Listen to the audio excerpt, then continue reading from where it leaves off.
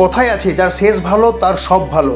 দীর্ঘ সমালোচনা ও বিতর্কের পর আইপিএলে অঝোরা পারফরমেন্স থাকা সত্ত্বেও টি-20 বিশ্বকাপে জায়গা নিতে সক্ষম হয়েছিল হার্দিক পান্ডিয়া। এ যেন জামাই আদর। আইপিএলে আশানুরূপ ফল না করা সত্ত্বেও বিশ্বকাপ দলে জায়গা পেয়েছিল দলের একমাত্র নির্ভরযোগ্য অলরাউন্ডার হার্দিক পান্ডিয়া। তবে সব সমালোচনার অবসান ঘটিয়ে বিশেষজ্ঞদের মুখে ঝামা ঘষে বিশ্বকাপ ফাইনালে নজর কাড়া পারফরমেন্স করে এই মুহূর্তে বিশ্ব টি-20 অলরাউন্ডার র্যাঙ্কিংয়ে শীর্ষস্থানে জায়গা পাকা করে নিল হার্দিক পান্ডিয়া। প্রসঙ্গত টি-20 বিশ্বকাপ 2024-এর পর আইসিসির নূতন সেরা অলরাউন্ডারের তালিকায় শীর্ষস্থান দখল করল ভারতীয় দলের নির্ভরযোগ্য খেলোয়াড় হার্দিক পান্ডিয়া।